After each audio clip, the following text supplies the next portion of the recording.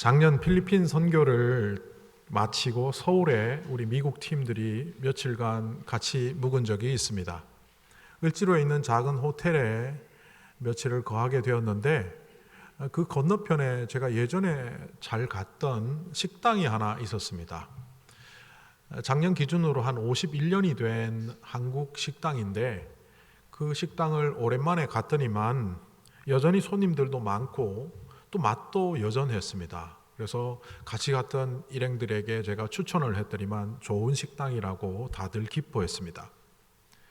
51년 동안 맛도 변함없이 10년 만에 찾아가도 그 맛을 유지하는 이런 좋은 식당이 있는가 하는 반면 어떤 음식점들은 처음 시작했을 때는 재료도 풍성히 쓰고 이렇게 맛도 좀 있고 서비스도 잘하는 것 같더니만 어느새 맛도 변질되고 서비스도 나빠져서 손님들도 자꾸 떨어져서 결국에는 식당이 영 시원치 않게 되고 얼마 안 가서 문을 닫게 되는 그런 경우들을 보게 됩니다. 이 둘의 차이가 뭘까 혼자 가만히 생각해 보니까 첫째는 변하지 않는 맛을 유지하는 그것이겠죠. 그런데 조금 더 깊게 보면 이 영업주의 영업 태도인 것 같습니다. 어떤 마음을 갖고 식당을 운영하는지가 결국 맛도 결정하고 서비스도 결정합니다. 심지어 어떤 식당들은 보면 마치 사명감을 갖고 그 일을 하는 것처럼 그렇게 보이기까지 합니다. 서울에서 몇 년 전부터 서울에 아주 보존할 만한 가치가 있는 가게들을 100년 가게라고 지정을 해서 특별히 그 가게가 잘 되도록 도와주고 있습니다. 100년이 된 가게가 아니라 적어도 30년 이상 그 업력을 쌓아온 가게들에게는 100년 가게라는 것을 해서 그것을 관광업계에도 또 여러 사람들에게 공개적으로 선전하게 했습니다. 123개가 현재 지정이 되어 있는데 식당만 보면 123개의 음식점이 지정이 되어 있습니다. 상당히 많네라고 보니까 서울에만 식당이 10만 개가 넘는데 그 중에 퍼센테이지로 따지면 0.001% 조금 넘습니다. 정말 드물게 지정이 되는구나.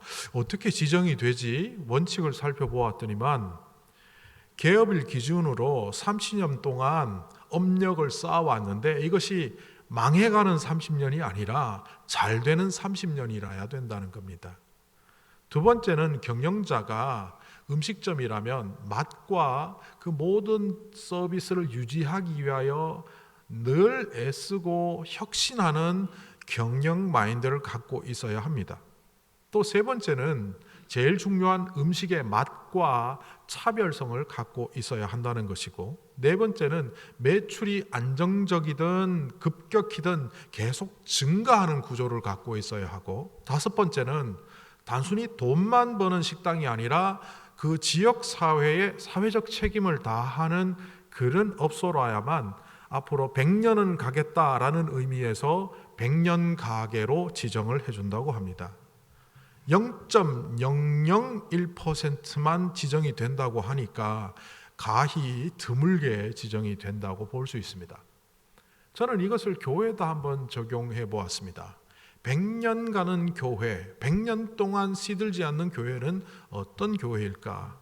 앞에 열거되었던 그 기준에 따르면 역사가 있어야 되겠죠. 그런데 이 역사는 교회의 건강한 역사입니다. 어떤 교회가 우리 교회는 뉴욕에 10개 교회를 만들었습니다. 대단한 역사인 줄 알고 들여다봤더니만 싸워서 갈라지고 결국 분쟁의 역사로 찢어지고 갈라진 조각 10개. 그러니까 이것은 건강한 역사가 아니라 싸운 역사니까 부끄러운 역사죠. 그런데 교회가 건강한 역사를 갖고 있어야 되는 거죠. 목회자와 교회 성도들이 바른 목표와 비전을 갖고 하나님이 원하시는 교회가 무엇일까에 대한 답을 갖고 열심히 공동체성을 만들어가는 것이 두 번째 기준이 되겠고, 또 끊임없는 전도와 영혼 구원을 통하여 매출이 상승하는 식당의 구조처럼 세례 주고 영혼 구원하는 역사들이 계속 일어나야 된다 볼 수 있겠죠. 그리고 마지막으로 이 사회적 그리고 사회 정의적 차원에서 우리가 살고 있는 이 땅의 정의와 평화를 위하여 애쓰는 교회가 될 때 그런 교회는 좋은 교회라고 볼 수 있습니다. 그런데 오늘날 교회의 전반적인 모습을 세상 사람들이 볼 때 교회는 백년 교회가 아니라 망하는 교회처럼 보이는 것 같습니다. 이것은 저의 혼자 생각이 아니라 최근 한국의 한국 리서치에서 조사한 결과를 보면 분명히 알 수 있습니다. 비기독교인 1000명이 훨씬 넘는 사람들을 대상으로 조사를 했는데 여러 조사 중에 제가 주목하게 된 것은 한국의 종교의 호감도 조사였습니다. 과거에도 개신교는 타 종교에 비하여 그렇게 높은 편이 아니었습니다. 불교는 50%대를, 카톨릭도 50%대를 늘 유지하는 반면 기독교는 겨우 30% 정도를 유지해 왔습니다. 그런데 작년에 조사한 한국 리서치의 비기독교인을 대상으로 한 한국 교회의 호감도는 무려 14.3%였습니다. 그러니까 호감하지 않는다는 사람이 80%가 넘고 호감을 한다, 좋아한다, 괜찮다라고 하는 사람들이 14.3%, 불교는 52.9%, 천주교는 48.5%. 그러면 그 종교, 개신교 혹은 불교, 천주교에 있는 종교인들은 어떻게 느끼냐? 거의 비슷하게 나왔습니다. 그러니까 한국 사회 속에서 한국 교회는 비호감 중에 비호감이라는 거예요. 원불교보다 아래입니다.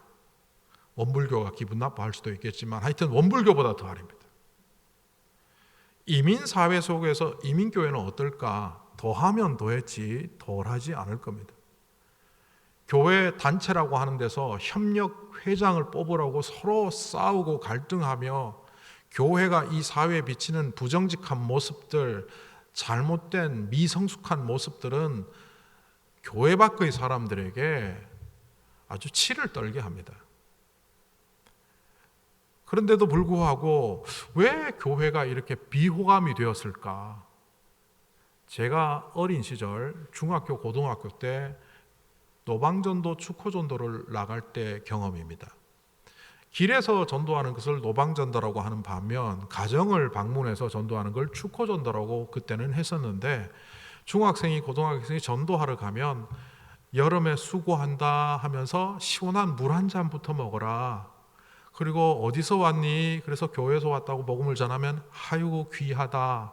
안 믿는 분들이 교회에서 전도하러 온 학생들을 대접하고 칭찬하고 그러다가 예수 믿는 분들도 나오던 그런 시절 있었습니다.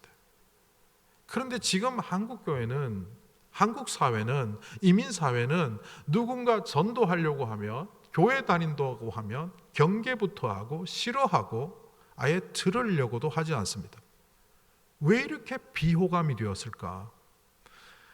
오늘 성경 말씀을 살펴보면서 왜 비호감이 되었는지 그 이유를 좀 찾을 수 있으면 좋겠다, 그렇게 생각합니다.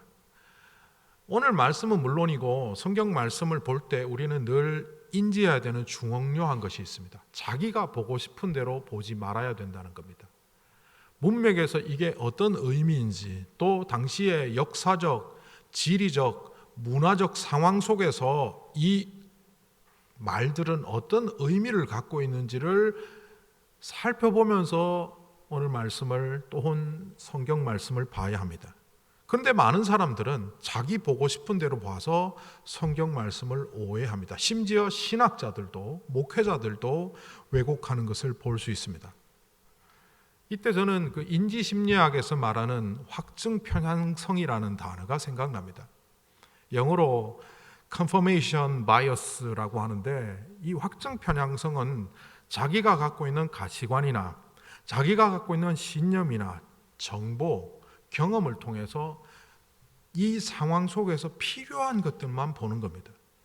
이런 것들을 오래 보던 사람들은 자기 세계가 너무 강하여서 다른 사람들과 소통하기도 힘들고, 심지어 성경 말씀조차도 자기가 보고 싶은 대로만 봅니다. 오늘 이 말씀이 사실 그런 오해를 불러일으키기에 자주 발생하는 흔히 하는 바 난이 구절입니다.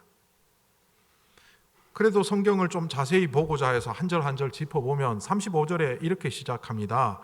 예수님께서 제자들에게 말씀하시기를 내가 너희를 돈주머니와 자루와 신발이 없이 내보냈을 때, 과거 이야기입니다. 그때 너희들이 부족한 것이 있었느냐 했더니만 제자들이 부족한 것이 없었습니다 대답합니다. 부족한 것이 없었습니다. 이건 다르게 말하면 복음 전도하고 예수님의 제자로 세상에 나가는 것이 환영받던 시절과 시대가 있었다는 겁니다.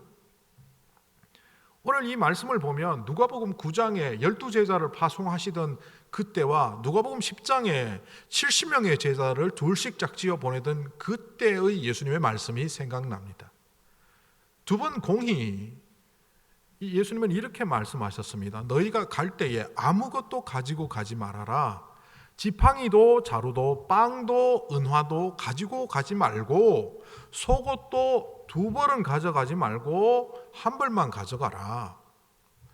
70명의 제자들에게도 똑같이 말씀하셨습니다. 너희가 갈 때에 전대도 자루도 신발도 갖고 가지 말아라. 너희들을 환영하는 사람들이 나타날 텐데 그들이 집으로 초대하고 밥을 먹으러 가면 기꺼이 먹어라. 하나님의 일을 하는 사람들에게는 이만한 자격이 있다. 예수님께서 많은 병자들을 고치셨고 가버나움과 갈릴리 지역에 환영받는 인사로 사람들에게 각광받던 시절, 예수님의 제자들도 동시에 각광받는 사람들이었습니다. 그들 또한 예수님과 동일하게 가서 병자를 고쳤고 귀신을 쫓아냈고 사람들에게 하나님 나라를 선포하면 그 사람들이 그것을 받아들이던 그때였기 때문에 그들은 예수님을 대하듯 제자들을 대접했습니다. 환영받던 시대, 대접받던 시대가 있었습니다. 2009년도에 시리아에 배낭여행으로 전도여행을 할 때 그때도 저는 가는 마을마다 환영받았던 것 같습니다. 어느 마을에 가서 초췌한 꼴로 있을 때 집에 가서 샤워하라 그러고 또 그 샤워하고 그 저녁 식탁을 제공해 줄 뿐만 아니라 잠자리까지 제공해 주는 그 가정을 위해서 무엇을 할까 기도하다가 하나님께서 그런 감동을 주셔서 그 가정에 10살짜리 아이가 지금은 20살도 넘었겠네요. 그 10살짜리 아이가 귀신 들린 것을 기도해서 병 고침 받는 역사의 현장에 서본 적도 있습니다. 그런데 이때 착각하지 말아야 되는 게 있습니다. 환영받는다고 해서 그게 내 능력이 아니라는 거예요. 귀신을 쫓았다고 그게 제 능력입니까? 그럼 그 다음날 마을에 가면 귀신 들린 사람 모아갖고 다 한수기도 해야 됩니까? 아니죠.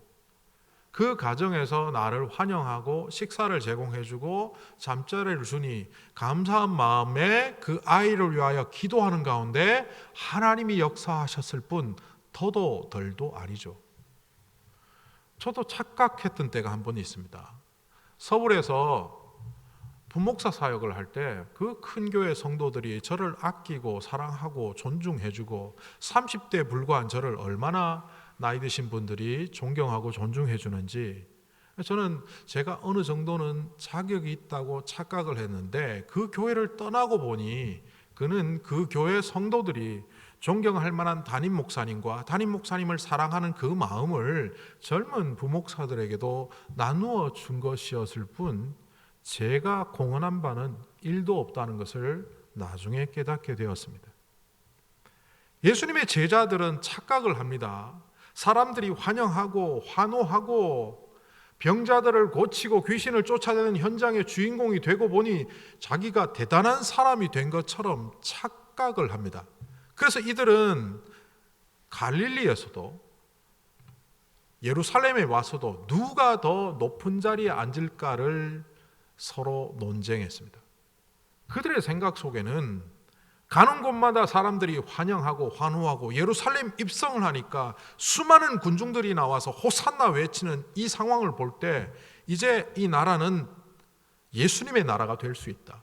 예수님을 중심으로 새로운 왕국을 만들면 우리는 거기에 한자리 할 수 있다. 빨리 순번 매기자. 환영받던 시대에 그들은 하나도 공헌한 바가 없음에도 불구하고 마치 자신들이 대단한 양 착각하고 왕국의 장관급으로 왕국의 높은 자리에 앉을 수 있는 사람이라고 착각하여 그들은 논쟁하고 있습니다. 바로 오늘 이 말씀은 성만찬 이후 누가 더 큰 자냐 논쟁을 했고, 그 논쟁 이후에 너희들이 논쟁을 할 만한 사람들이 아니다, 곧 나를 배신할 사람이라고 예수님이 말씀하셨음에도 불구하고 귓전에도 듣지 않는 그들을 향하여 예수님이 하신 말씀입니다. 그리고 예수님이 이렇게 말합니다. 36절입니다. 예수께서 그들에게 말씀하셨다. 이제는 돈주머니가 있는 사람은 그것을 챙기라. 또 자루도 그렇게 하여라. 이 자루는 배낭을 말합니다. 그리고 칼이 없는 사람은 옷을 팔아서 칼을 사라. 전대도 챙기고 배낭도 챙기고 심지어 칼까지 챙기라고 하는 이 이야기는 예수님이 하신 말씀 중에 가장 이상한 말씀입니다.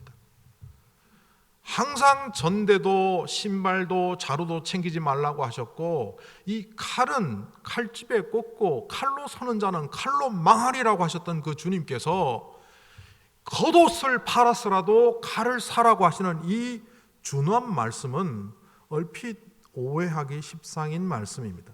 이 말씀은 누가복음에만 나옵니다. 그래서 어떤 사람들은 이렇게 오해를 합니다. 그래, 우리가 이제 칼을 가지고 적들이 쳐들어오면 무장봉기해야 돼. 누가복음 22장 49절 50절, 이거는 겟세마네 동산의 상황입니다. 가룟 유다의 배반으로 군졸들이 예수님을 잡으러 왔습니다. 그때 제자들이 이렇게 말합니다. 예수의 둘레에 있는 사람들이 사태를 보고서 말하였다. 주님, 우리가 칼을 쓸까요? 예수님은 거기에 반응하지 않으시니까 그 가운데 한 사람 베드로가 대제사장의 종의 오른쪽 귀를 쳐서 칼로 잘랐습니다.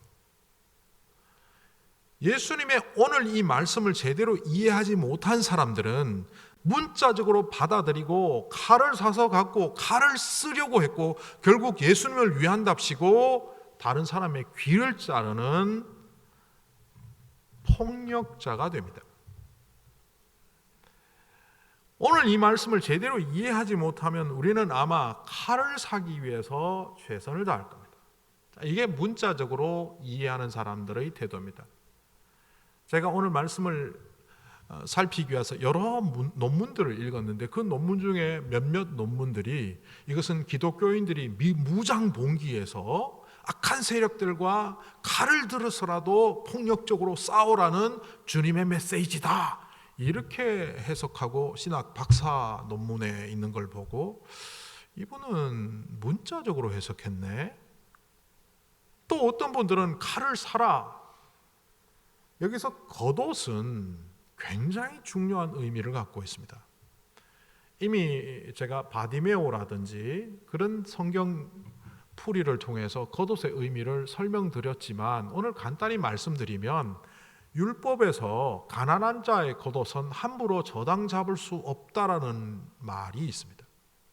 가난한 자가 돈을 갚지 못할 때 이 채권자가 찾아가서 그 겉옷을 가져올 때는 낮 6시부터 저녁 6시, 그러니까 아침 6시부터 저녁 6시 그 시간만 가져올 수 있고, 저녁 6시에는 돌려주게 되어 있습니다.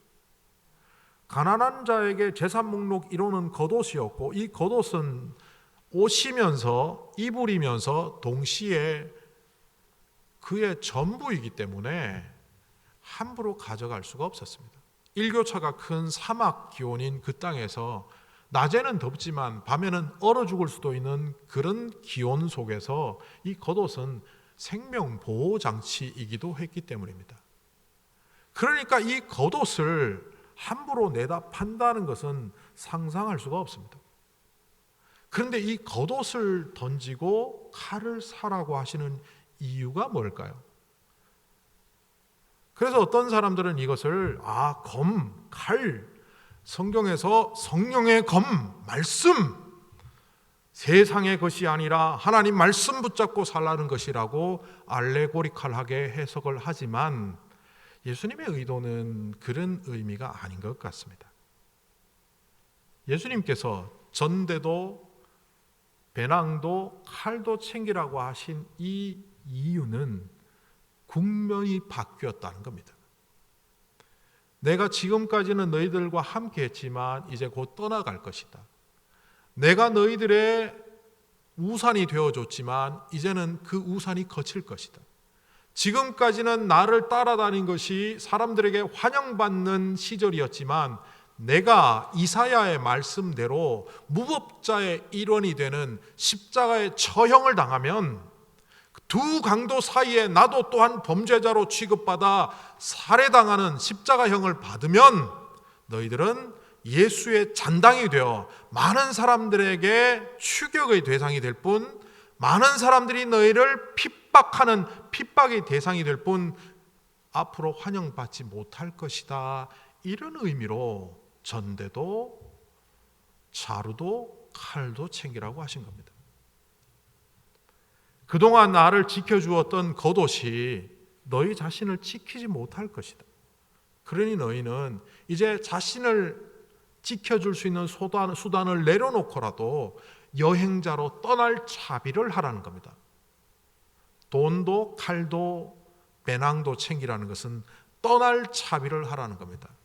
그 떠남은 세속으로부터 떠난 것이기도 하지만 지리적인 떠남이기도 하고 또 복음 들고 떠나는 그 자리이기도 할 겁니다. 37절에 우리 구절에는 나오지 않는 단어 하나가 있습니다. 헬라어에 보면 왜냐하면이라는 가르인데요. 그러다 보니까 이게 연결이 잘 안 돼요. 칼도 챙기라 그러시고는 내가 너희에게 말한다. 왜냐하면이란 말을 넣어버리면 아주 자연스럽거든요. 가르. 왜냐하면 내가 너희에게 말한다. 여기 이 구절은 이사야 53장 12절에 나오는 구절입니다. 내가 무법자의 한패가 된다. 이거는 다르게 말하면 십자가의 광도들과 함께 죽게 된다 이런 의미입니다. 그렇게 되면 그 일이 이루어질 것이고 그렇게 되면 너희는 이제 사방의 적들로 우겨쌈을 당할 거다. 그러니 떠날 준비를 하라. 간단히 말하면 이제 세상이 바뀔 것이라는 겁니다. 조금 더 알아듣기 시작해 얘기하면 이제 참으로 십자가의 길을 걸어가는 시대가 올 것이다 라는 겁니다. 그런데 제자들은 그 말을 알아듣지 못합니다. 그리고 이렇게 38절에 이어서 말합니다. 제자들이 예수께 말하였다. 주님 보십시오. 여기 칼 2자루가 있습니다. 칼 한 자루가 아니라 2자루나 있습니다. 그러니 예수님이 넉넉하다. 어떤 분들은 이것을 하나는 성령의 검이요 하나는 말씀의 검이요 우리가 칼 2자루를 가져야 됩니다. 그 설교를 들으면서 저는 김두한 시대의 야인 시대의 쌍칼이 생각났습니다. 이거는 그렇게 해석하면 안 됩니다. 이 제자가 누군지 정확히 모르지만 칼 2자루를 내놓을 때 예수님께서 넉넉하다 하셨던 이 말은 유대인의 언어 습관을 갖고 푼다면 영어의 that's enough. 경상도 방언으로 말하면 그만하면 됐다. 식당에서 물을 따르는데 그만 따르세요. stop 하지 않고 that's enough. 말을 알아듣지 못하고 칼을 더 준비하려고 나서는 제자들에게 이거는 칼을 준비하는 말이 아니다. 그만. 열왕기상 19장 4절에 보면 로뎀나무 아래서 자기 죽기를 바라는 엘리야가 하나님께 이런 말을 합니다. 여호와여 넉넉하오니 지금 내 생명을 거두시옵소서. 어떤 분이 이걸 갖고 하나님 주신 복이 넉넉하다고 합니다. 이렇게 해석을 하는데 여기 이 넉넉하다는 얘기는 주님 이제 나 그만하겠어요. 내 사역 여기서 끝. 그러니 나 죽게 해주세요. 이 말입니다. 역대상 21장 15절에도 보면 예루살렘이 범죄하니까 하나님께서 천사를 보내셨어요. 천사가 이제 예루살렘을 치려고 할 때 하나님이 그 상황을 멈추시게 하는 장면이 나옵니다. 여호와께서 보시고 이 재앙 내림을 뉘우치사 멸하는 천사에게 이르시되 족하다, 이제는 네 손에서 거두라.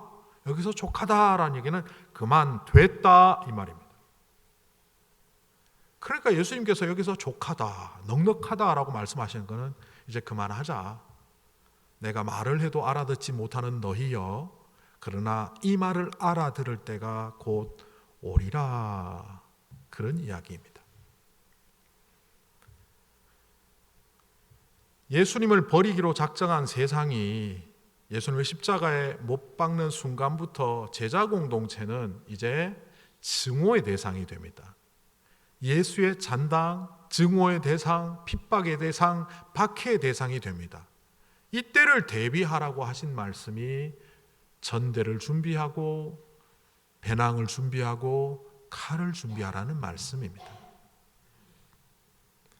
그런데 기독교가 왜 비호감이 되었는지 이 말씀을 보면서 답을 얻으셨습니까? 오늘 이 제자들이 회피하려고 하는 게 뭡니까? 정말 못 알아들었는지 못 알아들은 척하는 건지 모르겠지만 예수님은 이제 박해의 시대, 고난의 시대가 시작된다고 했을 때 그들은 칼을 들고 승리의 시대를 외치고 있습니다. 여전히 환영받는 시대, 성공하는 시대. 오늘날 우리가 처해 있는 기독교의 상황이 승리의 시대, 성공하는 시대 아니지 않습니까? 기독교가 비호감인 이유는 고난을 회피하며 점점 세속화되기 때문입니다. 제 친구가 저한테 카톡을 하나 보냈습니다. 그러면서 이렇게 보냈습니다. 불교 승려가 목사보다 설교를 더 잘해. 한번 봐봐. 영상을 얻을 수 없어서 그 녹취록을 저에게 보내왔습니다. 이 승려는 사람들을 모아놓고 대중 집회를 하면서 집단 상담을 합니다. 그리고 어떤 사람이 고민을 얘기하면 즉설합니다. 자기는 답을 주지 않는다라고 해서 즉답이라고 하지 않고 즉설을 합니다. 한 여성이 그 사람들이 많은 강당에서 질문을 합니다. 이렇게 운을 띄웁니다. 지혜롭고 자애로우신 스님께 여쭐 수 있도록 기회를 허락해 주신 하나님께 감사를 드립니다. 목사 사모입니다. 너무 답답한 나머지 그 자리에 갔겠죠. 자기 남편은 외국 유학까지 가서 미국에서 아주 좋은 신학교에서 박사학위를 받고 한국에 와서 신학교 교수를 하려고 했는데 여러 가지 면모에서 그 신학교에서 교수 1위라야 하는데 실력이 떨어진 인맥이 있는 다른 후보가 교수가 되어서 결국 교수를 할 수 없게 되었다는 거예요. 교수로 가기까지도 가난한 집안 출신이라 열심히 공부하고 최선을 다했지만 그 좌절 속에서도 이게 다른 하나님의 뜻이 있나 보다 싶어서 작은 교회에 가서 목회를 시작하게 되었는데 그 6년의 목회 기간 동안 장로, 권사, 집사들이 너무 못 살게 굴어서 여기에 나오는 그 녹취의 내용을 제가 요약을 하는 겁니다. 6년째 되는 해에는 매일 새벽에 나가서 밤늦게까지 했음에도 불구하고 그 교회를 결국 음모와 계략 속에 사임을 하게 되었고 그렇게 하다 보니 대학에도 못 가, 목회도 못해, 시어머니는 다 네 탓이라고 그 사모를 그렇게 괴롭히고 왜 이런가 싶어 살 마음도 안 들고 자기가 무가치한 것 같다. 이렇게 2년을 버티다 여기 찾아오게 됐는데 어떻게 기도하면 남편의 길이 열릴까요? 를 스님한테 묻는 거예요. 남편한테 하나님께서 교회를 교회되게 하고 성도를 성도되게 하는 지도자의 길을 열어주실까요? 그대로 읽었습니다. 그 얘기를 물구문이 듣던 이 스님이, 이 승려가 대답을 합니다. 그리스도의 길을 따를지 세상의 길을 따를지 선택을 하십시오. 지금 당신은 그리스도의 길을 따르겠다고 나서놓고도 세상의 길을 따르고 있는 이중적인 모습, 그래서 이 혼선이 빚어져서 힘든 거라고. 지금 가는 그 길이, 자기 남편과 함께 가는 그 길은 그리스도의 길로 보면 영광의 길이라고. 예수님이 십자가의 길과 똑같으니까. 세상의 길로 보면 고난의 길이라고. 제가 이거 보면서 반성을 많이 했습니다. 무슨 스님이 이렇게 잘합니까? 그리스도의 길을 따른다는 관점에서는 아무 문제가 없어요. 그런데 세상의 길을 따른다는 관점에서 굉장한 고난을 겪고 있는 거예요. 빨리 길을 택하세요. 그러면서 말을 이어갑니다. 목사의 길을 가겠다고 한 것은 사모가 같이 가는 그 길은 이익이나 명예나 직위를 추구하는 게 아니라 십자가 길을 가겠다고 각오한 건데, 당신 속에는 성공의 길에 대한, 세속의 길에 대한 그 꿈이 너무 큰 것 같다고. 그러면 다 때려치라고. 아니면 그 마음을 접고 그 길을 가시라고. 예수님이 고난의 길을 가신 분이잖아요. 그분이 이렇게 얘기합니다. 한 번도 사회 기득권층으로부터 예수님이 인정받거나 환영받은 적이 없고, 마지막에는 혹세무민했다는 모함을 받아 사형언도를 받아 십자가에 못 박혀 돌아가셨잖아요. 그대로 읽었습니다. 그런데 왜 그 길을 안 갑니까? 교회 밖의 사람들도 알고 있는 걸 교회 안의 사람들이 몰라요. 고난을 회피하며 잘 먹고 잘 사는 신앙인으로 살다가 천국 가서도 호의호식하며 살겠다는, 이거는 어린 아이의 믿음입니다. 왜 우리가 고난을 회피하는지 아세요? 영적 미성숙함 때문입니다. 부모가 되면 내가 뼈가 빠지는 한이 있더라도 일을 해서 자식을 살려 먹이겠다는 책임감을 갖고 자기 몸을 혹사하지만 그것을 기쁨으로 여기며 일합니다.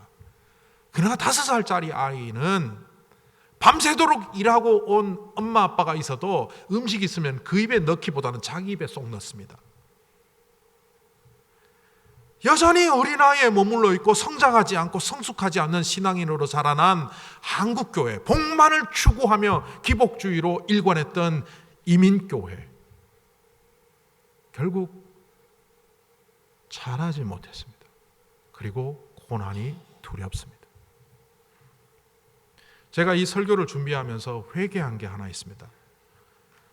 그 전에 이런 말씀 드린 걸 죄송합니다. 제가 이런 얘기를 했습니다. 나는 너 예수 믿을래 안 믿을래? 예수 부인하지 않으면 이 자리에서 총으로 칼로 너 죽일 거야. 그러면 저는 기꺼이 순교할 마음이 있다. 그런데 매일 앉아갖고 손톱 뽑고 발톱 뽑고 치아 뽑고 뭐 귀 뜯고 그러면 나는 그 고문에 못 이겨서 부인할 것 같다. 자신이 없다. 이런 얘기를 한 적이 있습니다. 그런데 주님이 꾸짖으시더라고요. 너 그거 준비 안 돼서 그래. 너 그거 편안하게 살고 싶다는 마음 때문에 너 나한테 그거 요구한 거잖아. 하나님 순교를 하더라도 깨끗하게 순교하게 해주세요. 그런 고통당하는 자리에 안 가게 해주세요. 십자가의 길 안 가고 싶어요. 이 말과 뭐가 다르니? 그래서 오늘부터 매일 손톱을 한 개씩 뽑기로 했습니다. 제가 얼마나 준비 안 된 건데도 부끄러운 줄도 모른 채 그 새벽 기도회 때 그런 얘기를 했다는 것이 이 말씀을 보면서 깨달아졌습니다. 감히 이런 설교를 할 자격도 없는 자임을 발견하게 해주셨습니다. 그럼에도 불구하고 이 이야기를 나눌 수밖에 없는 것은 세상 밖의 사람들도 아는 예수 믿는 자는 십자가의 길, 고난의 길을 걸어야 된다는 것을 우리는 외면한 채 편안한 길, 안온한 길을 걷고자 할 때 마치 제자들이 어리석게 행동했던 것처럼 우리 또한 주님 앞에서 칼이나 들고 설치는 그래서 그 칼로 동료 교우를 찌르고 자신을 찌르고 무엇을 상하게 했는지도 모르고 함부로 이성과 감성과 자기의 의지로 살아가다 교회 싸움판 만드는 그런 교인들은 아닌지.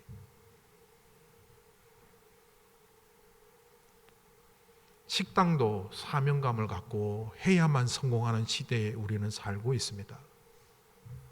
저와 여러분에게 어떤 사명감이 있습니까? 주님이 참으로 내 제자가 되려면 십자가의 길을 따라야 한다고 할 때 우리는 과연 그 십자가 길을 어떻게 받아들입니까? 주님께서 칼을 사라고 하신 이유를 깨달으며 스스로 답하시기 바랍니다. 기도하겠습니다.